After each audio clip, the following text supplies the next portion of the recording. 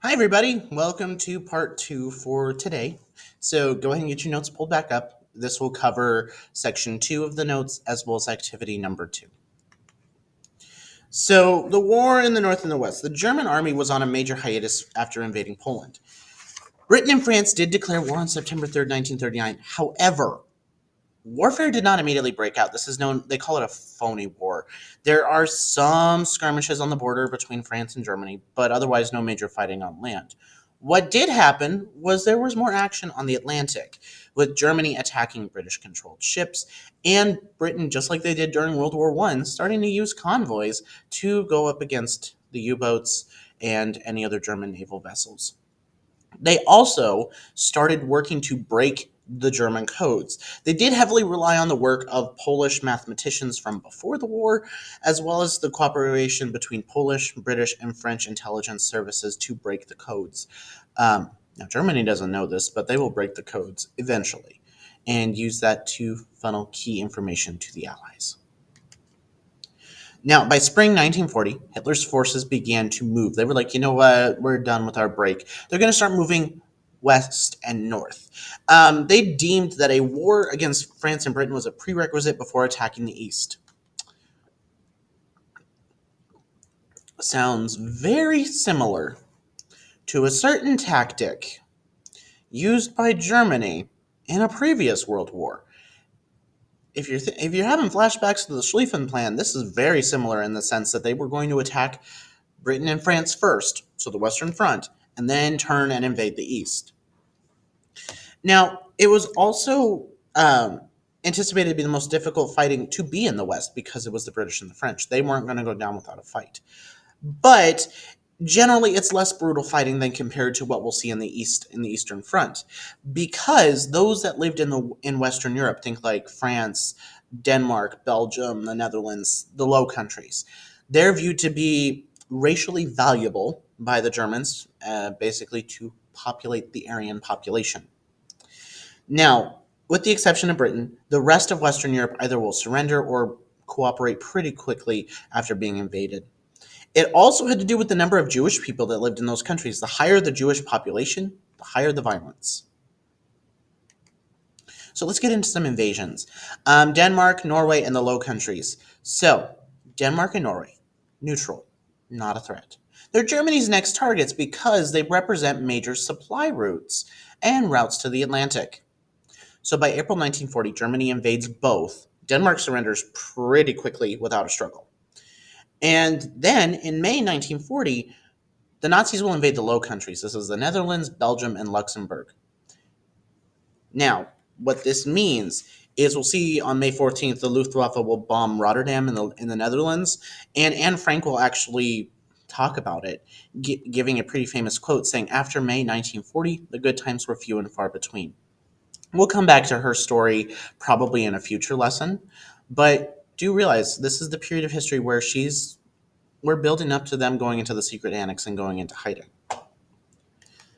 Now, by June 1940, Germany defeated Norway. Norway put up a pretty good fight for about 2 months. And the costs were pretty high for the Germans. One of their newest cruisers, the Blucher, was sank, and the Norwegian government will flee to London. It seems like every government that's going into exile is going to London. Well, this now means it's time for the attack on France. In May 1940, after quickly defeating Belgium and Luxembourg, they're going to invade through the Ardennes. Not where they expected them to invade. They expected them to come in somewhere else. So this was where the Maginot Line comes into play. The solid red line represents strong fortifications of the Maginot Line. The dots are weaker fortifications that hadn't been finished yet. So they invade, and all the Allied troops get crushed up into a city of Dunkirk and need to be evacuated from France to Britain.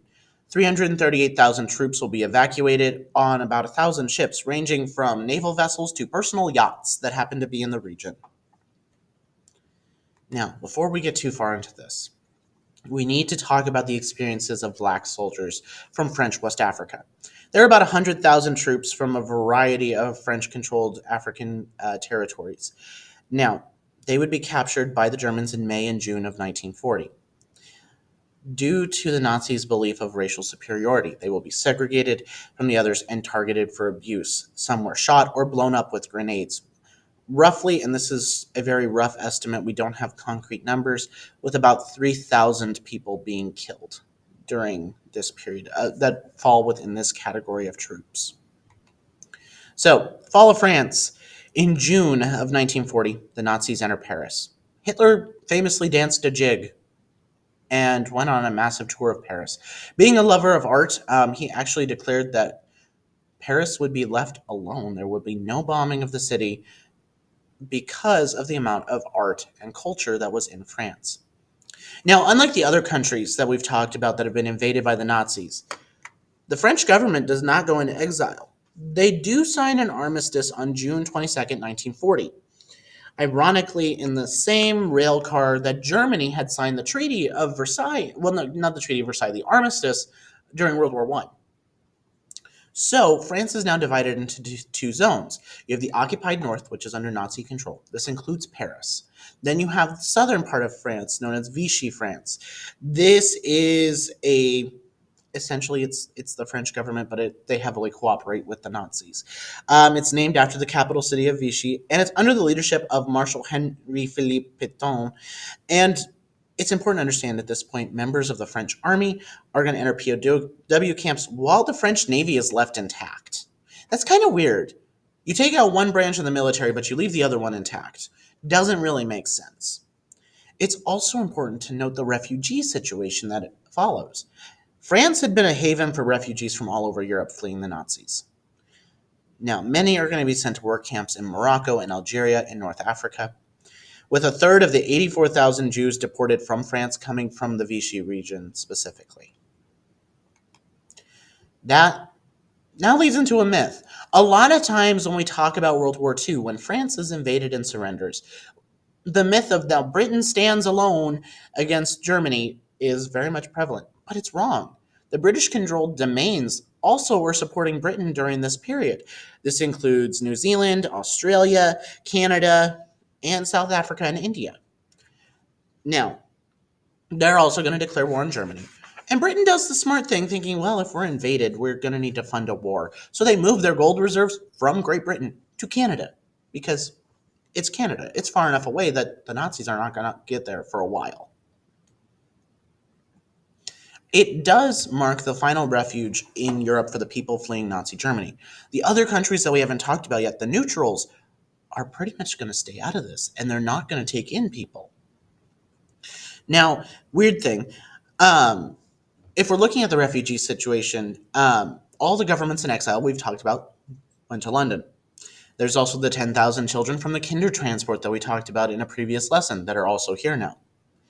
And the situation was precarious with families being split up.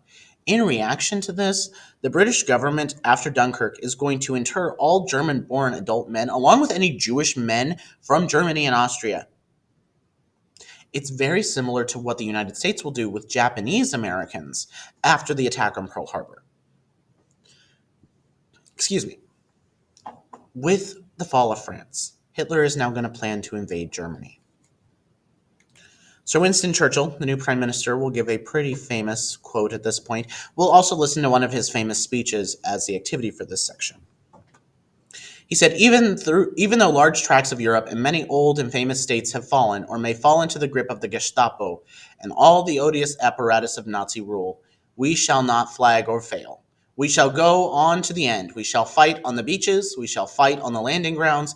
We shall fight in the fields and in the streets. We shall fight in the hills. We shall never surrender. And that's exactly what's going to happen. The British will never surrender. So this leads to air raids. Starting in July 1940, the Luftwaffe, the German Air Force, will start raids on naval and air installations first. But by September, specifically the 15th of 1940, RAF, Royal Air Force pilots, are going to actually shoot down 60 German planes, and then Hitler postpones the invasion. He's not going to try to invade again, though. What he does do is continue to bomb Britain. All throughout 1941, this became a nightly occurrence, with people in the cities of London having to take refuge in the subway tunnels. Now, while it was a stressful situation, the people found comfort in this shared disaster and formed community. They would play card games, make connections with their neighbors, jokingly reserve spots like, hey, this is my emotionally reserved spot. This is where I'm sleeping tonight. And many became accustomed to sleeping underground as a part of this. But it will not waver the British spirit. So let's talk about the neutrals. They played different roles in this. Some served as escape routes. It's also important to identify the neutrals. At this point, it's Switzerland, Sweden, Spain, Portugal, and Turkey. Not many countries. They provided escape routes for victims. Switzerland grew rich on stolen gold being sent there by the Nazis. And then countries like Turkey are going to offer refuge to some Jews if they paid a tax. In 1940, the three-power pact is going to be signed between Italy, Germany, and Japan. This forms the Axis powers, the main ones. More would join in 1941, including Hungary, Romania, Slovakia, Finland, Bulgaria, and Croatia. Most of these are countries that were invaded by the Soviet Union. Now, I haven't talked about the Soviet Union yet. Let's talk about Stalin and the Soviet Union invading the Baltic states and Finland. So Germany wasn't the only one waging the war. That's very clear to make sure we acknowledge. After taking Eastern Poland, Stalin was like, I want more! So he's going to take more. So he goes after Eastern Europe, specifically Estonia, Latvia, and Lithuania. Land that was formerly Russia that they lost from the Treaty of that they signed with Germany at the end of World War I that I could never pronounce, as Brest-Litovsk, I believe. By June 1940, Stalin had invaded all three. And within that, we have to talk about the NKVD, the People's Commissariat for Internal Affairs. This organizes purges and deportations and the violence in these regions. Now, it's important to understand under this, 2% of the Latvian population is just going to disappear. It's very similar to the Cheka utilized during the Russian Revolution. Stalin went on to say beat, and once again beat. Basically, like just continue the violence, knock it out of them. They're also going to take advantage of German invasions at this point in 1941 to invade parts of Romania.